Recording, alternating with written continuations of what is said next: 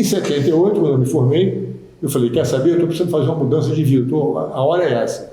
E empacotei meu kimono e voltei para os Estados Unidos em 78, onde eu fiquei inicialmente na casa de um amigo meu, que a mãe dela, que eu conheci na viagem anterior, que a mãe desse amigo meu era artista de cinema. Então ela ia trabalhar nos estúdios, eu ficava em casa. Mas para não ficar em casa sozinho, assistindo televisão o dia inteiro, eu ficava cortando grama, limpando o banheiro, lavando janela, cozinhando, tudo que eu pudesse mostrar a essa senhora, gratidão pelo fato de ela deixar eu ficar na casa dela. Eventualmente, claro, na América eu precisava arranjar um emprego. Ela perguntou, você quer fazer o quê? Eu falei, qualquer coisa. Você quer fazer faxina? Eu falei, é comigo mesmo. Então, ela começou a ligar para as amigas dela de cinema, olha, o Rora faz uma faxina boa, manda para cá, as madames me chamando. Eu ia para a casa de um de outro fazendo faxina na casa de todo mundo. Eventualmente, caí na casa de uma senhora que o marido dela era assistente de direção de um seriado chamado Starsky and Hutch. Entendeu? 40 anos atrás, a mulher me viu e falou, poxa, você é um cara boa pinta, como é que não está no cinema, não sei o quê, em vez de ficar fazendo faxina, eu falei, eu também acho, eu devia estar no cinema. Aí ela falou, olha, faz o seguinte, tira umas fotos, que eu vou falar com o meu amigo, com o meu marido, e ele leva você numa agência de figurante, você passa a fazer ponta, negócio de figurante no cinema. Eu falei, maravilha. Então eu pendurei minha vassoura de faxineiro e comecei a fazer ponta, negócio de cinema e tal, e o negócio foi cada vez me mantendo mais ocupado. Eu eventualmente saí da casa dessa senhora, aluguei uma casinha para mim com uma garagem, com os amigos meus brasileiros e tal, e botei uns tatames na minha garagem. Então eu trabalhava no cinema 5 dias por semana e fim de semana eu dava aula na minha garagem, entendeu? À medida que eu ia ficando mais ocupado, eu ia diminuindo o trabalho no cinema e aumentando o trabalho da minha garagem para dar aula de jiu-jitsu. E cada vez mais o número de alunos ia aumentando e tal, e não demorou muito para que os alunos dissessem, olha, meu professor de karatê, ou de kung fu, de taekwondo, está meio enciumado que eu não treino mais jiu-jitsu e não faço mais karatê e taekwondo com eles, que agora eu faço jiu-jitsu com você. Ele acha que o jiu-jitsu não vale nada e quer desafiar você para uma briga, você topa? Eu dizia, claro, traz o cara aqui. E o pessoal ia trazer os professores dele de artes marciais, e eu dizia para os meus alunos, pessoal, na terça-feira, quarta-feira, o dia que for, vai ter o cara do karatê que vem brigar comigo. E o pessoal se juntava na garagem para ver o palco meu, os alunos meus. Cada vez uma audiência maior de alunos e tal, o negócio ia crescendo.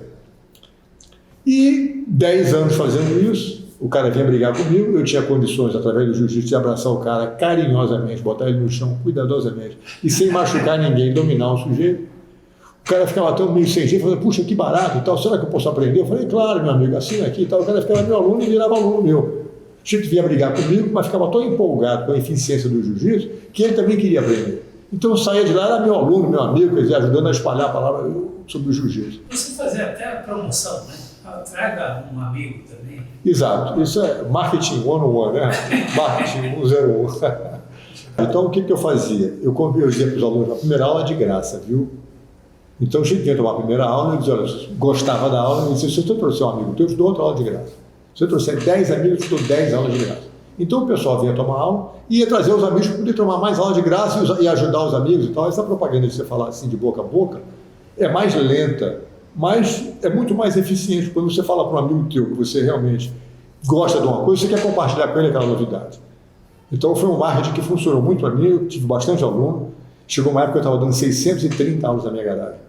Estava dando na minha garagem 630 aulas por mês, aulas individuais, um aluno de cada vez. E eu tinha 87 pessoas na lista de espera, ou seja, um sucesso danado. Foi nessa época que eu resolvi então abrir uma academiazinha, e abri uma academia na Califórnia, trouxe o Royce, o Royler, o Rickson para trabalhar comigo. O Royce veio primeiro, mas o Rickson depois veio, o Royler também, quer dizer, o negócio começou a pegar fogo lá, cada vez mais. E com os desafios continuaram acontecendo, caiu a ficha na mim que esse negócio não ia acabar nunca, são 250 milhões de pessoas nos Estados Unidos. Se eu tiver que brigar com um por um para mostrar a eficiência do jiu-jitsu, não vai acabar. Foi que eu tive a ideia de criar um evento de luta onde a gente pudesse comparar estilos de artes marciais. E daí veio a ideia de criar o UFC. O negócio veio desse conceito. Pegar lutadores de estilos diferentes, um contra o outro, 8 lutadores, lutavam um contra o outro, os perdedores saíam fora, os vencedores iam lutando entre si, até que você no final tivesse um campeão. E o Royce foi lá e deu aquele show de bola que todo mundo viu.